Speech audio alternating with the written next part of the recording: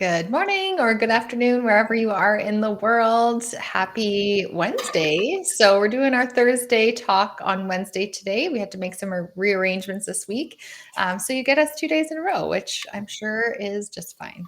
So, for those of you who don't know who I am Jessica Melnick. I am the founder of the Anti Arthritis Method and the host of the Happy Joints Arthritis Solutions Group. And I help people with various forms of arthritis get back to living their lives the way that they choose to, not the way that they have to. And Casey, I'll turn it over to you. Yeah, thanks, Jessica. I am Casey Kephart. I work with women with all different types of autoimmune diseases to have more energy, feel better again, trash those symptoms, and get back to the activity to do. I'm in a transition period with my course right now. So there was a name change recently that I'd like to tell everybody. Before it was the autoimmune disease protocol, or I'm sorry, the autoimmune disease formula. It is now the feel good formula. So I will be saying that from now on. The course is still the same, but there was a name change. So I'm excited for cool things to come with it. And I will stop talking now so we can get talking about water quality. No, that's awesome. So, yes, we are talking about water quality today. And why is that important? Well, if you haven't heard, we're always told that we are needing to drink more water and how important drinking water is.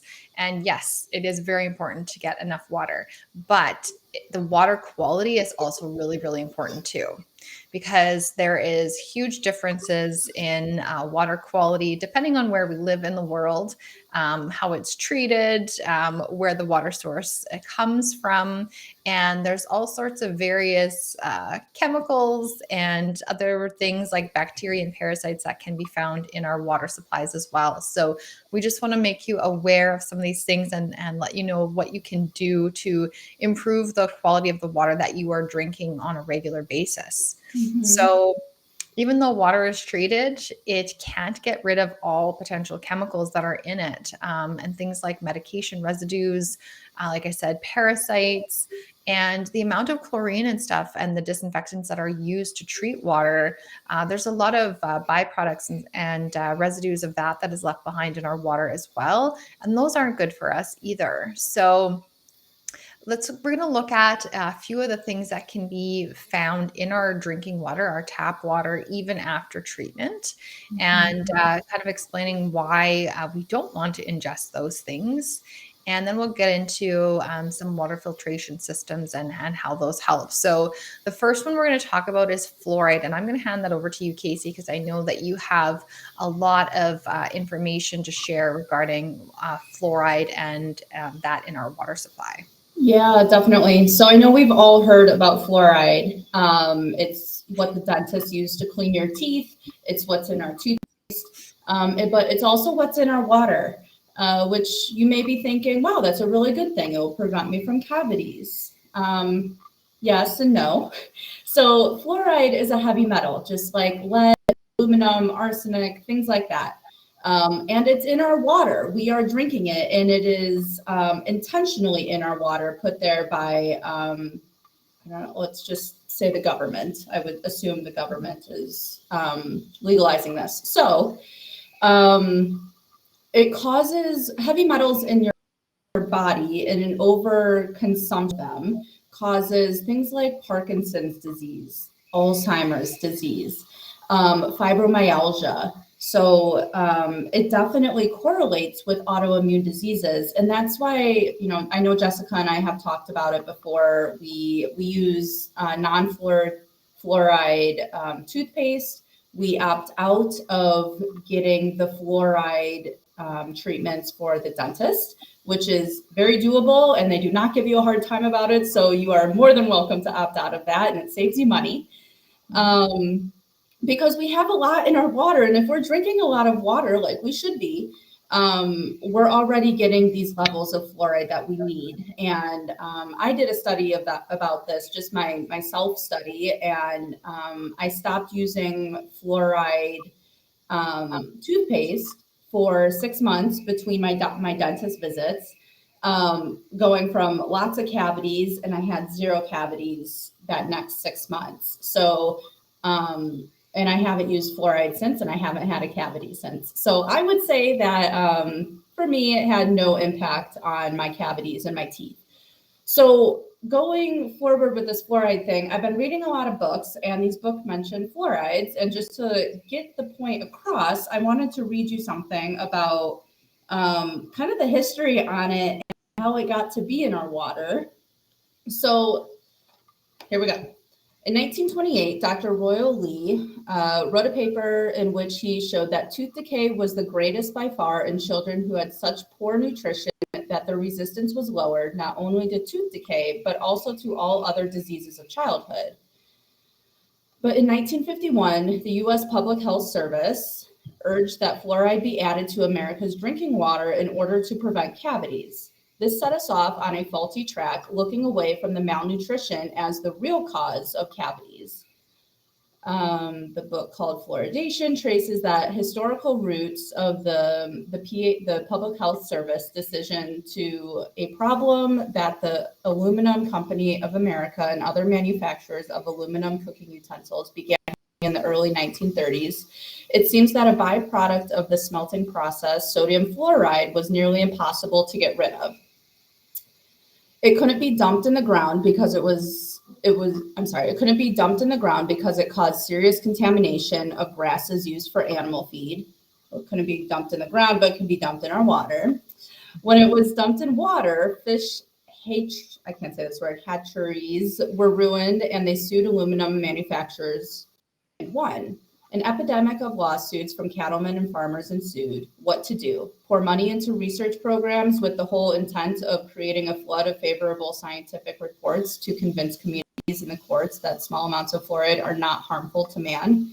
In 1939, one scientist at the Mellon Institute, Gerald Cox, went one step farther, claiming that humans needed fluoride for tooth formation and it should be added to water supplies as a means of reducing tooth decay. This set the tone for other aluminum industries funded research, and the flood of pro-fluoride scientific papers ensued. Cox actively promoted the need for fluoridated water to dental organizations like the American Dental Association, and this cutting-edge concept caught on. There's one more. So sodium fluoride became the source for the fluoride added to municipal drinking water. This started out as a 10-year experiment, but thanks to heavy lobbying, was left in place for decades. Today, 90% of the United States water fluoridation programs use fluorocyclic acid, a classified hazardous waste derived from pollution scrubbing devices of superphosphate fertilizer industry, 70 to 75% of which comes from Cargill Fertilizer Corporation. So basically what that's saying is it's a waste product that was heavily lobbied to put in our water to get rid of the fluoride, but also to help cavities, which is actually formed from having malnutrition and not catering to your teeth. So one more, my other book that I was reading, I know I'm going on a tangent here, but one more thing. So recent findings of neurological changes in children exposed to fluoridated water are surprising only because no one thought to look before to see what would happen if humans took a chemical that had been proven to protect teeth only when brushed onto them and then spat out and started drinking it every day. 60 is the study, sorry. Resisting fluoridation doesn't mean condemning poor children to pain and future dentures. It's understanding how industrial chemical companies make it easier to think that dosing an entire city rather than spend money on free dental. So this was faulty. I mean, I want to say that. And it's something that just keeps happening to our water. So just being aware of why cavities actually happen and what you're actually drinking in your water, which we'll get way more into this live too. Okay, my rant is done. No, thank you. That's great. It's good to know the history of why we ended up with fluoride in our water. And I know it's not everywhere, but it is in my city. And I live in Saskatchewan, Canada, and you are in Florida. So Mhm. that's it's like very popular across North America. I'm not sure about Europe or Australia, but very common here. And we were taught that, like, dental hygienists used to come to our school when I was in elementary school, and they would teach us, about how to brush our teeth and fluoride treatments and all this kind of stuff. So it's interesting to know the history behind it, just so we're kind of aware of where that comes from, and just the lack of necessity for fluoride treatments and those things, because it comes down to nutrition in Yeah. terms of like the health of our teeth. So nothing to do with fluoride after all. Yeah. And And then, heavy metals, they, like fluoride is, those things are, they accumulate in the fat of our body, and our brain is like one of our, like, is made out of fat. So it's going to affect us neurologically. So we need to keep that in mind too. yeah, definitely. And it's funny that it killed crops and fish when it was put into water, but we're okay drinking it for the rest of our lives. Like, I Yeah, don't it's know. Scares terrifying. me. Yeah, it is really Terrifying. scary. Yeah. Yes. So a couple Um, other heavy metals that are, oh, sorry, Casey, go ahead. no, I was going to say the same thing. So you go. Oh, yeah. I was just going to say a couple other heavy metals that are found in our water include arsenic and cyanide. And so, if any of you have watched crime shows where there's murders, you know what arsenic and cyanide are. So, two poisons that are heavy metals. There is some naturally occurring arsenic that does occur in the soil, and we can handle some of that, but not to the extent that we actually are ingesting it in some of our water supply. Yeah, So, there's some high levels of arsenic in brown rice too. So you're not just getting these heavy metals from your water, you're getting them from other sources as well. So the more sources you're getting heavy metals from, the more accumulation it is in your body, and the more sensitive you'll get, the more autoimmune disease or symptoms you'll get. And the toxic load just hits its threshold, and the floodgates just open. So and if go ahead. sorry. Go ahead. I was just gonna say about you were saying how there's like arsenic in brown rice, and there's heavy metals in some of our food. I just wanted to quickly mention mercury in fish, especially large fish like Yep. tuna. So you have to be really careful how much you're ingesting of certain seafoods, because there is mercury in the water supply, and especially with older fish and larger fish, they're accumulating more of that in their bodies. So, like, depending on if you're male or female, your child or an adult, and your body size, there's really like environmental working group, and we're going to give you a link to that later. They recommend, like a maximum amount of like tuna, swordfish, and other high mercury containing fish that to consume on like a weekly basis, so that you don't have this over Mhm. accumulation of mercury in your system. Yep, exactly. So once you may not be feeling the effects from your water, your food, your dentist, things like that, but this happens over time, which is just like cancer develops over time. It takes your body a while to hit that threshold. And once it does, then you're going to start feeling symptoms. So even though you're not right now, that doesn't mean that it's not causing inflammation. It does not mean that it's not storing in your fat. Mean that another autoimmune disease is brewing inside of you, or just more symptoms are brewing inside of you. So there's so many random symptoms you can get even later in life that you've never had before, and that's your body telling you, hey, the floodgates are opening, something's happening, and I can't take it anymore, and this is how I'm going to display it. So just keep an eye on that. Yeah. Mm. So, other things in the water besides heavy metals and fluoride that you should look out for is microorganisms. And these are things like bacteria, viruses, and parasites. There's living things in the water, but it is sometimes bad microorganisms and sometimes maybe neutral microorganisms. So I know that I am super sensitive to all of the little buggies in tap water. So I moved to Arizona 2 or 3 years ago now, and we were moving into our new, and I didn't have my filter on hand. I didn't have any bottled water, so I just took it out of the tap, and my stomach hurt literally for 2 days. It was gurgling, it was bloated, I got gassy. It did not like the different type of water that Scottsdale, Arizona gave me. So that just goes to show that there is so many different things in your water, and it kind of clashes with the microorganisms and microvilli you already have in your gut. I hope that makes sense. Absolutely.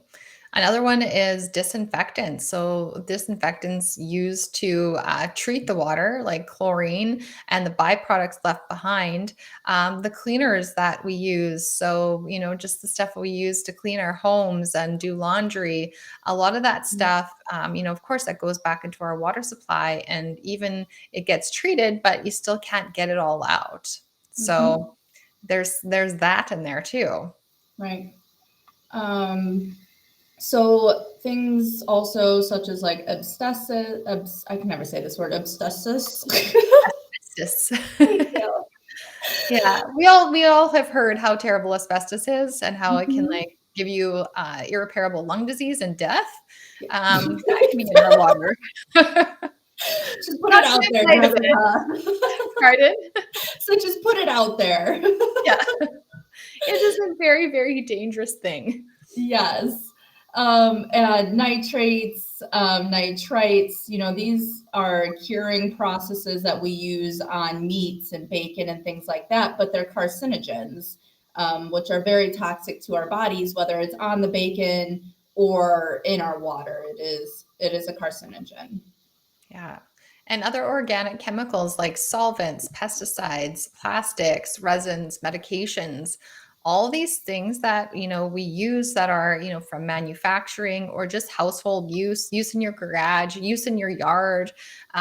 These things, medications, so for example, birth control pills, as women, we excrete different hormones from our birth control pills in our urine if we were taking them. And that you can't get rid of all those hormones that once water is treated. So you're also getting residues of birth control and other Mhm. medications in tap waters as well because it just doesn't get all filtered out. Right. Other things such as radionucleotides, which is radium, uranium, radon, which is a byproduct of uranium. So all of these I want to say electromagnetic, but that's not the word. All of these, I don't know the word to describe them, but Radioactive. thank you. Yes, all these Mhm. radioactive things, which you wouldn't think should be what we're drinking. It's like going and touching a power line and like licking the line. You don't want to do it, right? You don't also want to ingest it in your water. That was a stupid example, but that's just how I think about it. You don't want to drink it at all. No.